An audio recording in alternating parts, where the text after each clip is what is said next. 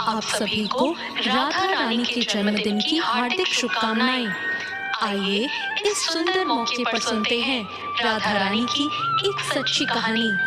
दोस्तों, इस कहानी में हम बात करेंगे कि किस तरह जब हम सच्चे मन से भगवान को पुकारते हैं तो वो दौड़े चले आते हैं और हमारी पुकार उन तक जरूर पहुंचती है। दोस्तों, भगवान को भी अपने सच्चे भक्तों की उतनी ही जरूरत होती है जितनी हमें भगवान की। तो आज मैं आपको बताऊंगी कि अगर आपके जीवन में किसी चीज का अभाव है तो उसकी जगह भगवान का भाव प्रकट करके आप अपने जीवन की उस कमी को दूर कर सकते हैं। तो आज बात करते हैं बरसाने गांव की, जहां राधा रानी एक सेठ की पुत्री बनकर खुद आई थी। एक बार की बात है, बरसाना गांव में एक सेठ रहा करते थे जो बहुत धनी थे। उनके 3 पुत्र थे, लेकिन उनके कोई भी पुत्री नहीं थी। कुछ समय बाद उनकी पत्नी का देहांत हो गया। सभी पुत्रों की शादी भी हो गई और सभी पुत्र अपने कार्यों में व्यस्त रहने लगे। पुत्रों को अपने बच्चों से, पत्नी से और कार्यों से फुर्सत ही नहीं मिलती। सेठ जी के दिल की बात सुनने वाला कोई भी नहीं था। सेठ जी को अब इस बात का और दुख सताने लगा कि उनकी कोई पुत्री नहीं है। अब वो इसी बात से परेशान होकर दुखी रहने लगे। एक बार एक महान पंडित उनके घर आए और उन्हें परेशान देखकर उनके दुख का कारण पूछा। सेठ जी ने उन्हें कहा, मेरी कोई पुत्री नहीं है, इस वजह से मुझे अपने जीवन में ये अभाव रहता है कि मेरी कोई पुत्री क्यों नहीं है। तो उन पंडित ने उनसे कहा, ये भी कोई परेशानी की बात है? तुम राधा रानी को अपनी बेटी मान लो। हमारे जीवन में जिस चीज की कमी होती है उसको भगवान पूरा कर सकते हैं। परेशान होने से क्या होगा? राधा रानी को दिल से अपनी बेटी मानोगे तो देखना, ये अभाव तुम्हें कभी नहीं सताएगा। सेठ जी को पंडित की बात अच्छी लगी और वो ऐसा ही करने लगे। फिर वो राधा रानी की एक मूर्ति लेकर आए और प्रतिदिन उन्हें सबसे पहले भोजन कराते, भोग लगाते और फिर स्वयं भोजन करते। सोने से पहले राधा रानी के साथ खूब बातें करते। ऐसे करते करते वो दिल से राधा रानी को अपनी बेटी मानने लगे और वो इस बात का गम भूल गए कि उनकी कोई बेटी नहीं है। उन्हें अब इस बात का आभास होने लगा कि सच में उनकी एक पुत्री है। वो पूरे दिल से राधा रानी को ही पुत्री मानने लगे। जब तक वो उनसे बात ना करते, उन्हें भोजन ना खिलाते, उनका मन ही नहीं लगता था। एक दिन सेठ जी के घर एक चूड़ी बेचने वाली मणिहारन आई। वो मणिहारन अक्सर आती थी और सेठ जी की बहुओं को चूड़ियां पहना कर जाती थी। एक दिन जब वो चूड़ी बेचने घर पर आई, उसने सेठ के 3 बेटों की बहुओं को चूड़ी पहनाई।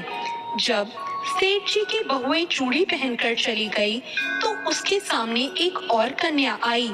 उसने कहा, मुझे भी चूड़ियां पहना दो।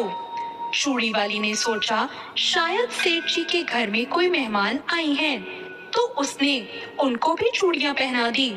उसके बाद चूड़ी वाली सेठ जी से पैसे मांगने सेठ जी की दुकान पर गई और बोली, चूड़ी के पैसे दे दो। और उसने पहले से अधिक पैसे मांगे। सेठ जी ने कहा, क्या तुमने चूड़ी के दाम बढ़ा दिए हैं?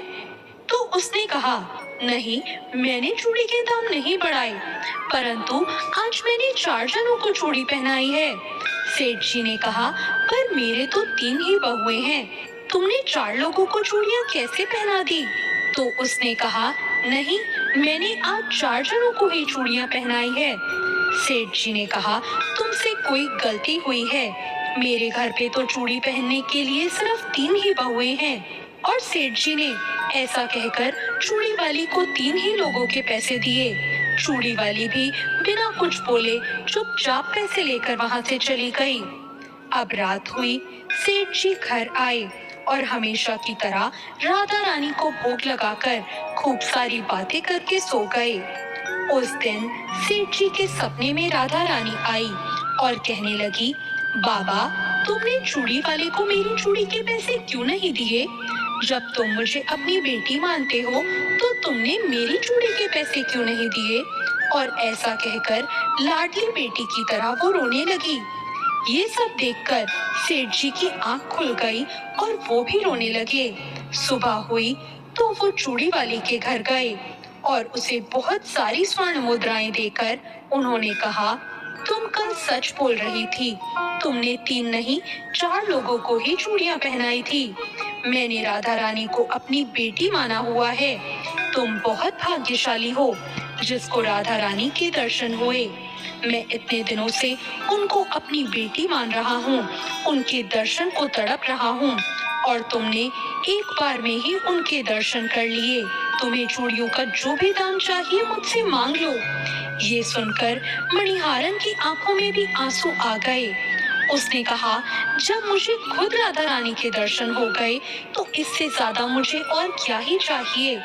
उसने सेठ के सामने हाथ जोड़कर कहा, आपकी वजह से मुझे राधा रानी के दर्शन हुए। इससे तो मेरा जीवन ही सफल हो गया। मुझे तो अब कुछ और चाहिए ही नहीं। तो दोस्तों, देखा, जब हम भगवान को दिल से पुकारते हैं, उनकी पूजा अर्चना करते हैं, तो वो कैसे हमारे पास दौड़े चले आते हैं। तो ये थी राधा रानी के चमत्कार की एक बहुत ही सुंदर कहानी।